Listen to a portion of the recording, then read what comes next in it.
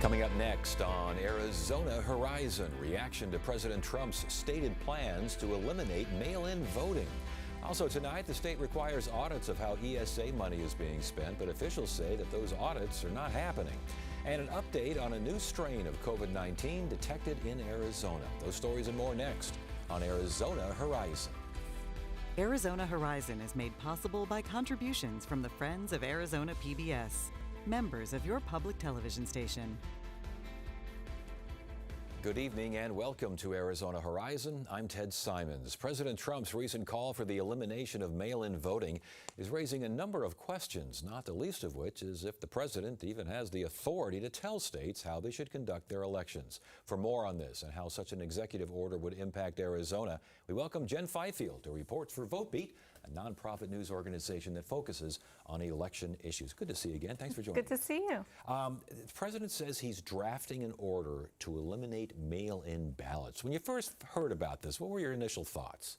Well, I think just like the last executive order, there's going to be lots of challenges to this because we know what federal law says about who controls mail-in, how voting happens. And what does federal law say? It says the Constitution says that the states control the time, place, and manner of how our elections happen, and Congress can step in and make rules, but it gives no rule to the president. Yeah, and Congress can make rules, but Congress has not made any rules. And the president, they have not made any rules on a variety of things, but the president still goes ahead with these executive orders. Is there any indication that he is, he said he had his people drafting, so what have we heard lately? Well, there's been mixed reports since then, kind of a mention that it might go through Congress instead. So we really don't know if an executive order is coming. But, anything could happen. He's done it before. He can do it again. Yeah, and he also mentioned he wants to get rid of what he called voting machines. Are these the tabulation machines we have here in Arizona? What exactly is he talking about? Well, he was pretty vague. His last executive order actually tried to ban one type of voting machine that uses a barcode. We don't really use those in Arizona. We print out our ballots and fill them out. So maybe he's talking about we no longer want to use machines at all and we want to hand count our votes. Oh, my goodness, great. Okay, this is all ahead of next year's election, the midterm elections.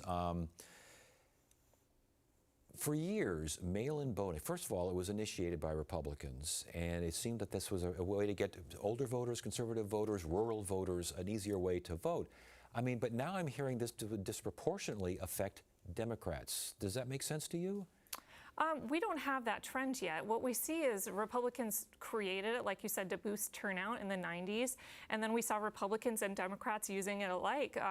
Now, during COVID, Democrats did become more likely to use mail-in voting, but that doesn't mean that Republicans in our state don't use it or don't like it anymore. So the impact here, if such an executive order would come true, what would be the impact in Arizona?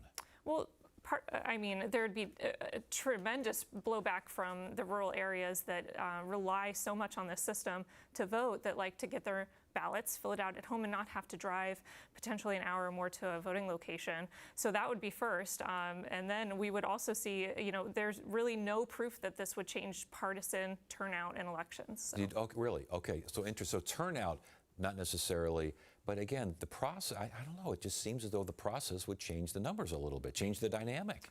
Oh, we would definitely. 75% of our state is on the active early voting list, and that's Democrats and Republicans. There's no, partisan bend to that. So the entire state uses it. We would have to increase the voting locations to add hundreds more locations so we don't have tremendous lines. It would really be an upheaval of our current system. And if the tabulation machines are included, you need a whole bunch of folks now counting there as well. We need hundreds of people counting that night to stay, for potentially days. The studies that have looked at this in Arizona show that it would take days to finish counting our ballots. So what's behind all this? We know the state legislature, there's been rumblings down there of doing the same thing, and it's mostly by MAGA and mostly far-right folks. Is this just basically not trusting elections as they are now? Well, this all comes from the 2020 election and before, when Trump started to say that mail voting was insecure and ballots had been inserted into our election system. And it kind of took off from there. Really, our legislature has looked at cutting back on mail voting since then. But really, I think that some Republicans, like Gina Swoboda, our GOP chair, have said, you know, our ballot chase actually helped Donald Trump in 2024 when we went out and tried to collect these mail ballots. So there is a split on the party line there. And I seem to recall President Trump as a candidate Trump in 2020 for basically saying, yes, if you got to vote mail-in, vote mail-in. Right, because I think what he saw was that after he told people not to vote, the Republican turnout dropped, and then he lost. So, he went back and said, you need to vote now in 24, and then he won, and now he's again calling into question our system. I just want to emphasize there are all these claims of widespread voting causes fraud. We don't have that proof. What we know is you have to be a registered voter to get one. You have to prove you live there and you're a citizen before you get one, and then you have to sign your name. So there are protections in place to prevent fraud.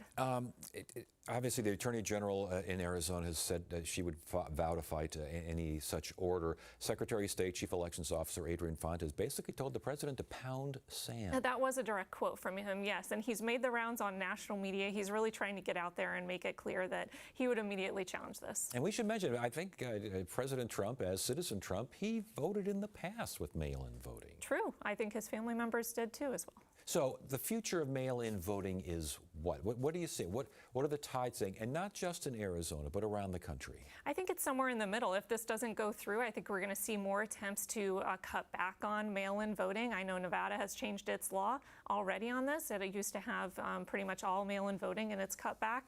I think you'll continue to see efforts to chip back out. Are we seeing other reaction from Arizona officials at all? I talked about the Attorney General and the Secretary of State. Anyone else talking about this? The governor, Katie Hobbs, has already said that she would challenge this as well, and she's fought back against Republican proposals in our state to kind of chip away at our system. And this also, we should mention, this follows Republican efforts around the country, some successful so far, regarding redistricting. And we should note that, not to change the subject too much here, but I mean, redistricting in Arizona, we have an independent redistricting district. It's relatively safe in Arizona, don't you think? I did reach out to the Senate President Warren Peterson to see if he heard from the White House to try to pressure them to change our system to redistrict mid-cycle, and he said no. So that's all I know on that. There's not pressure on him specifically. Yeah. Yes. And real quickly, for those who don't know what VoteBeat is, who are you? We're a nonprofit, nonpartisan newsroom. We cover election and voting, mostly in the swing states right now, and we try to cover the basics of how elections work. And you're ramping up for next year, or you're already ramped up considering all the federal issues? I am ramped up. Yeah, all right. Jen Fifield, I should say, from VoteBeat. Until we hear more, mail-in ballots are a real thing and basically continue, but you just never know, do you? Oh, you just never know. Thanks for joining us. Thank you. I don't want you talking to anyone connected with the case. If the dementia test is wrong, your father will go to prison. I need my team to function at maximum capability. Serve the team. You didn't even come to the funeral. For some of us, the struggle never ends. What if murder wasn't the intention? Then the parts connect. Sunday night at 7 on Arizona PBS. On Masterpiece Mystery. We found it finally. The new will. This is why Sir Peter rang me, isn't it? He named his killer. Where were you when Sir Peter died? I gave that man everything, and he betrayed me. Hold on. I understand the why of it, but not the how. I think I've made a breakthrough. You've got to tell us what's going on. Judith. If we're going to prove it, I'm going to need your help. Marlowe Murder Club on Masterpiece Mystery. Sunday night at 8 on Arizona PBS. The Arizona legislature requires the ESA program to work with the state auditor general to create risk-based auditing procedures to ensure that students and parents are complying with rules on how ESA funds are to be used. But those audits reportedly aren't happening. And those reports come from Caitlin Sievers from the news website, the Arizona Mirror. Good to have you here. Thanks for having me. All right, so the ESA, you're supposed to be working with the auditor general. It's not happening? Why? So, to be clear, they are doing the audits. They just didn't work with the Auditor General to create the processes to do the audits. Right. Which is kind of like they're following part of the law, but choosing to ignore another part of it. So these risk-based procedures, what are we talking about here? It's basically looking at some of the parental purchases made through the program based on maybe if they had past misspending or in an area that's not to do with tuition for a school, maybe purchases from a website or something like that. So looking at some of those purchases that would be more likely to be fraudulent or misspending. More likely to be fraudulent because where the items were purchased from, or what the items actually were, or have you not got to that level with this? They have not provided me or the Auditor General up to July 21st, when they had a meeting about it, with their criteria that they were using. Okay. So the Education Department is not comply. Are they even trying to comply with the Auditor General? They are now, after a meeting of the Joint Legislative Audit Committee on July 21st, the Auditor General came to the committee and said, hey, I've been trying to get them to comply with this and they just keep blowing me off. So what do I do? And the committee, which is made up of mostly people who are fans of the ESA program, said, hey, you need to meet with the Auditor General. This is the law. And so they have been talking about the processes now. Oh, goodness gracious! I mean, according to your reports, they just basically say it's not a priority compared to other things that they're dealing with. Yeah, I actually followed up with the department today, and the spokesperson said, we're doing the audits.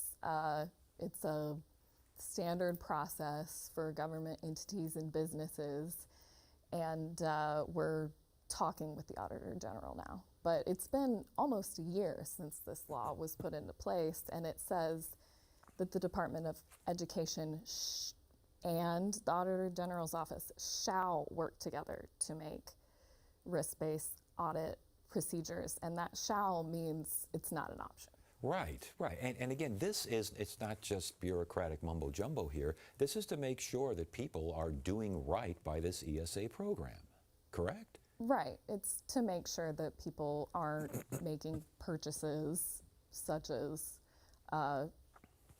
was found out by 12 News through an investigation of lingerie and appliances and diamond rings. Yeah, yeah.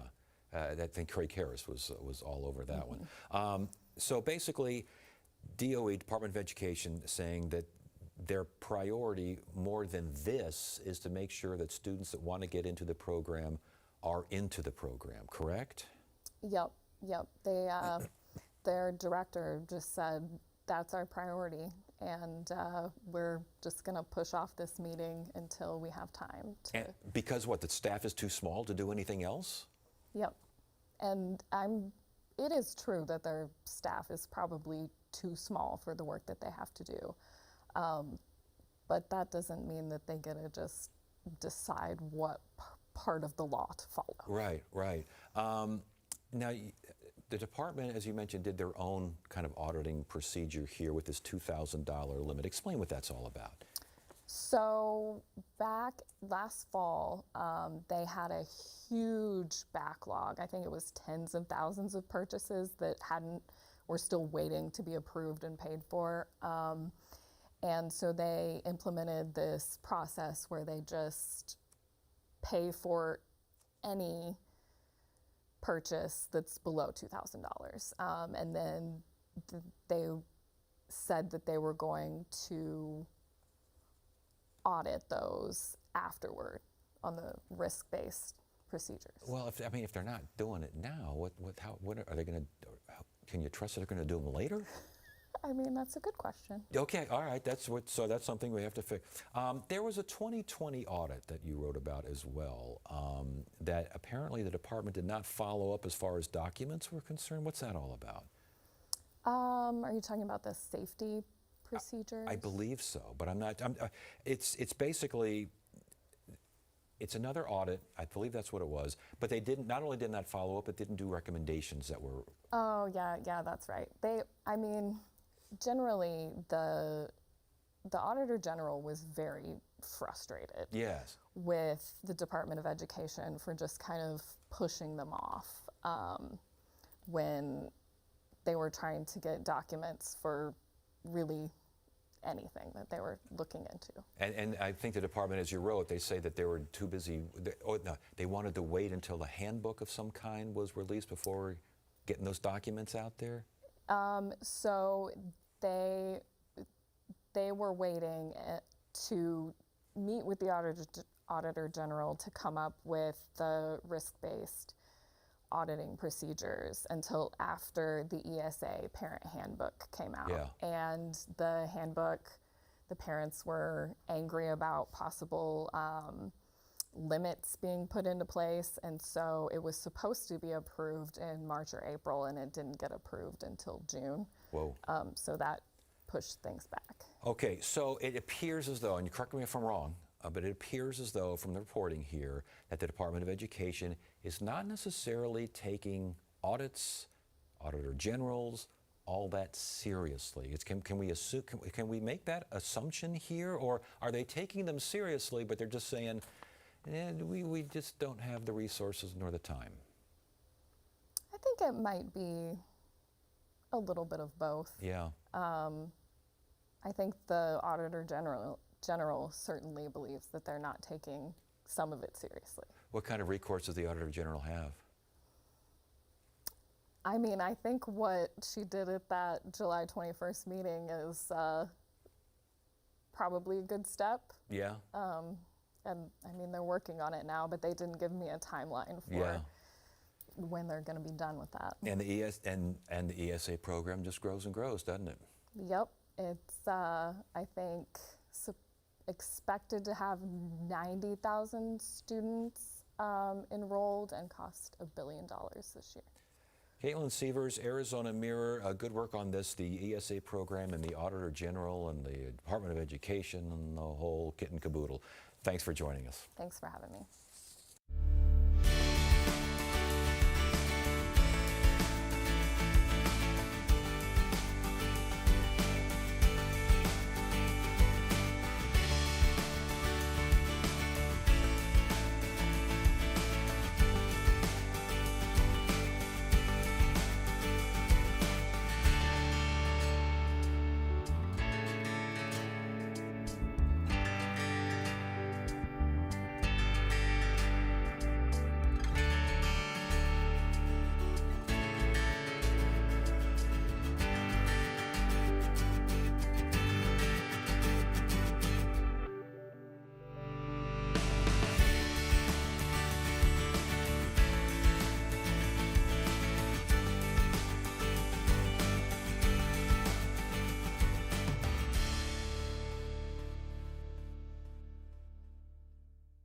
I'm Jeff Bennett. Tonight on the NewsHour, the nation's leading public health agency is thrown into turmoil after its director is fired.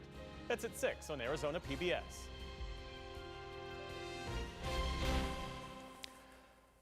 A new strain of COVID-19 has been detected in Arizona. The variant is named Stratus, and it joins the more prevalent Nimbus strain, which is associated with what's described as a razor blade sore throat. Here to give us an update on all this is Dr. David Engelthaler. He's Director of the Infectious Disease at TGen and Executive Director of ASU's Health Observatory. Good to see you again. Glad to be here, Ted. Okay, it's called Stratus? Stratus is the latest and greatest name that we're seeing. Yeah. So are we seeing an increase overall in COVID cases in Arizona? We have seen some indication there's been some slight uptick, but it's not true across the board from the indicators we have. And as you recall, we don't have a lot of great indicators anymore. We're not doing a lot of testing. We don't really know the full state of things, but it seems like it's at a fairly low level. Especially compared to previous years. That's correct. Okay. What do we know about Stratus? I think it's XFG something. What do we know about this? Yeah, this is really just the latest flavor of Omicron. Remember, when Omicron came out, that really wiped out all the other strains that were circulating, and that's all we've seen is different flavors of Omicron. So it's still that virus, the one that ended up being less severe, more the upper respiratory disease, the coughing, and not so much the pneumonia, the very sick illness. This is the same thing, and it's just the newest version of it. Okay, and I mentioned that it was joining Nimbus. Is it joining Nimbus? Are they kind of mixing around right now? Yeah, we have multiple subvariants of Omicron, Nimbus, Stratus, and then a few other with fancy names. All relatives of Omicron. Yeah, and they pretty much all act the same, so we're not really seeing any different disease than what we've been seeing over the last couple of years. I was going to ask you, when it comes to Stratus, more so even than Nimbus, what are the symptoms? What do you look for? Yeah, this is really settled in for most people as a pretty severe cold. Just like the other coronaviruses that we have that circulate around, this is one of them. And for most people, it's just a bad cold, bad sore throat, get the coughy, stuffy type of a thing. Other than that, it usually lasts for a few days and then it's gone. It's no fun. But some people have a more lingering illness for sure, and then we still have our at-risk groups. With this Nimbus and this business of a razor blade sore throat, I mean, that sounds pretty tough. Yeah, I think that's just more clever marketing. I see, just to make sure that Nimbus gets its name out there. Right. Huh? Will Stratus likely become the most prevalent strain in Arizona? They seem to work that way, don't they? They do. Really what's happening, if you recall, that it's that spike protein, right? That spike gene. Yes.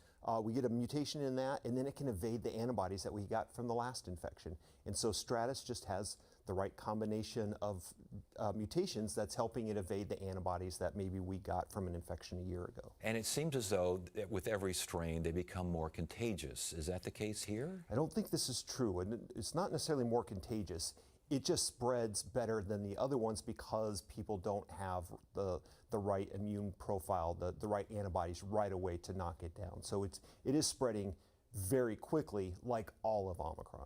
As far as vaccinations are concerned, the latest, the newest, let's forget, what's out there right now, will Stratus be affected by that? Yeah, it's a good question. The formulation that we have in the vaccines right now wasn't tested against Stratus. Stratus really came a little bit later. By and large, it's still going to give some protection. The immunity that you had from previous infections and previous immunizations also going to give you protection, and it's also mostly upper respiratory. So the overall risk pattern is going to be really low for most people. And the vaccinations, I guess come fall, we're going to get a new batch, correct? They're going to continue to put out new ones. So yeah, it will be targeting the last version, which is about 6 months ago.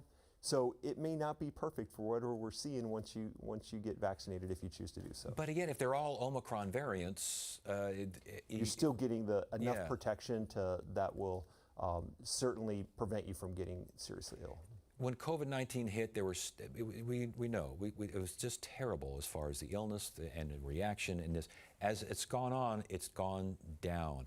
Why is that? Why is Stratus not COVID-19? Yeah, you're right. We're really looking at COVID-25 now. This is the version of the virus that's settled in to have really the maximal ability to spread and keep generating and going between people, but not causing severe illness like the other coronaviruses that we have. They're all common cold viruses. So it's really acting like the common cold. Do we know why that is? Yeah, it is just that little tweaking of that one gene where we get those little mutations in the spike protein. It allows it to evade our antibodies so it can keep going. Yeah. Once Stratus runs its course, are we going to get another exotic name coming around the pike next year? Absolutely. I think they're getting a little more creative. Yeah, but at what point do you think, I mean, we don't vaccinate ourselves against the common cold. At what point does that downward graph hit a level where vaccinations, Yeah, well, as you know, vaccination recommendations are changing. Yes. And we're still seeing really strong recommendations for people that can get serious illness, and that's people over 65 or people with those heart conditions, lung conditions, diabetes, others. They're still recommended to get the vaccine. That's likely to continue moving forward. Everybody else, it's really a decision, and I think that's what we settled into. We don't have great uptake in people who aren't at high risk because it is like the common cold for most people. You talked about recommendations. FDA approved, I guess, an updated COVID vaccine, but again, the recommendation's only for 65 plus and also younger folks at higher risk. Is that what we're going to be seeing here? I think so. It's unfortunately what that does, though, is it does make it harder for people who really do want to get the vaccine that aren't in high risk because insurance may not cover it. Oh. Likely this year, everybody's still going to be good, at least until the end of the calendar year. But the recommendations may kick in at the beginning of next year. And then it'll be a little more difficult if you really want to get the vaccine and you're not recommended for it. Yeah, and I don't want to get you in trouble here with the HHS secretary and stuff like this, but it sounds as though he may call for a limit to vaccinations, especially for younger children. The importance of vaccinations in general for the little folks. I mean, I think we have just a great example of the importance of vaccines for kids, which is measles. And this outbreak that's been going on across the country, we're seeing more cases in Arizona in communities that don't have high vaccination rates. We know that we've been able to get rid of some of these bad diseases that would make our kids really sick or even kill them. We've mostly gotten rid of them. Now we're starting to see them creep back up because the changes in understanding around vaccine, as well as now recommendations and rules around vaccine. Herd immunity, is that being affected in any case? We definitely are seeing that so like with measles and MMR vaccine, we're getting down below that kind of magic number. We're still high levels, probably above 90%, but below 95%, and that means the virus can still find its way around. Well, I found it interesting, the American Academy of Pediatrics, they broke from the CDC. They do recommend vaccines for infants and young children. They do. I think, especially for what we're talking about here is COVID, I do think that what we need is not to die on these specific hills of ideology around, say, COVID and what happened in the past. Really, let's focus on what is the scientific evidence saying. And there's a lot of scientific studies out there. Let's look at them. If it doesn't match up with an ideology, we still want to protect our kids. Yeah, good information. Dr. David Engelthaler again with TGen and ASU Health. Good information. Good to have you here. Yeah, good to be here. Thanks, Ted. And that is it for now. I'm Ted Simons. Thank you so much for joining us. You have a great evening.